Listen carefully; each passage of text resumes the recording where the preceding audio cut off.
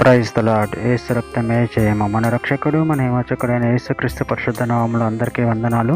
చిన్న ప్రార్థన ద్వారా ఈ రాత్రికాల వాక్య ధ్యానం చేసుకుందాము. పరిశుద్ధుడ మహాగణుడైన దేవ యేసయ్య, సర్వాధికారి నాయన, మీకు వేలాది వందనములు కృతజ్ఞత స్తుతి స్తోత్రం చెల్లించుకుంటున్నాం. దేవ ఈ రాత్రికాల సమయంలో ప్రభు వాక్య భాగం ధ్యానిస్తుండగా వాక్య భాగం మాకు అర్థమవుట్లు సహాయం చేసి మీ కృపలో బలపరిచి మీకు మాదిరిగా మమ్మల్ని నడిపించమని చిన్న ప్రార్థన ప్రభు యేసుక్రీస్తు అతి పరిశుద్ధ నామములో అడిగి పెట్టుకుంటున్నాడు తండ్రి. ఆమేన్ ఆమేన్. కొరింథీయులకు రాసిన మొదటి పత్రిక 15వ అధ్యాయం 25వ వచనము. ఎందుకనగా తన శత్రువులందరినీ తన పాదముల క్రింద ఉంచు వరకు ఆయన రాజ్య పరిపాలన చేయుచుండవలెను. ఆమేన్. దేవుడి వాక్య భాగం దీవించును గాక. ప్రభునందు ప్రియులారా, ఇక్కడ వాక్య భాగంలో గమనించినట్లయితే, ఎందుకనగా తన శత్రువులందరినీ తన పాదముల క్రింద ఉంచు వరకు ఆయన రాజ్య పరిపాలన చేయుచుండవలెను.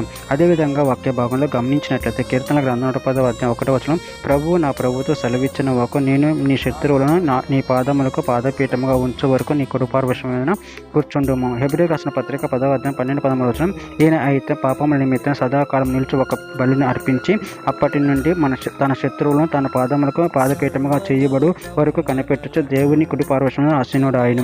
సామెలు 2వ గ్రంథం 22వ అధ్యాయం 40 నిమిషం, ఈయన నా నిమిత్తము ప్రతిదండన చేయి దేవుడు, ఈయన నా నిమిత్తము పగ తీర్చు దేవుడు, జనములను నాకు లోపరచువాడు ఆయన. కీర్తన గ్రంథం 16వ అధ్యాయం 5వ వచనం, యెహోవా నా శాస్త్రీయ భాగం, నా పానీయ భాగం, నువ్వే నా భాగమును కాపాడుచున్నావు.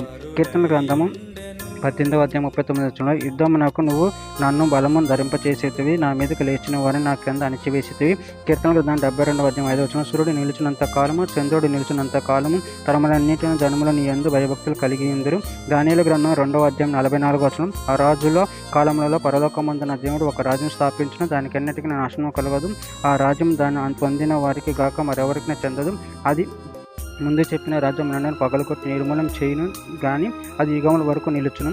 యోహాను సువార్త 17వ అధ్యాయం 2వ వచనం, నీ కుమారుని మహిమపరచునట్లు నీ కుమారుని మహిమపరచుము, నీవు నీ కుమారునికి ఇచ్చిన వారినందరికీ ఆయన నిత్యజయం అనుగ్రహించినట్లు సర్వశరీరుల మీదను ఆయనకు అధికారం ఇచ్చితివి. ఫిలిప్పీయులకు రాసిన పత్రిక 3వ అధ్యాయం 21వ వచనం, సమస్తం తనకు లోపరుచుకున్న జాలిన శక్తిని బట్టి ఆయన మన దీన శరీరముకు తన మహిమగల శరీరముకు సమరూపం గల దానిగా మార్చును. చివరిగా ఒక మాట, హెబ్రీయులకు రాసిన పత్రిక 1వ అధ్యాయం 2వ వచనం, ఈ దినముల అంతం వరకు కుమారుని ద్వారా మనతో మాట్లాడను, ఆయన ఆ కుమారుని సమస్తమునకు వారినిగా నియమించును, ఈయన ద్వారా ప్రపంచంలో నిర్మించను. ఆమె. దేవుడి వాక్యభాగం దీవించిన కాక చిన్న ప్రార్థన చేసుకుందాము.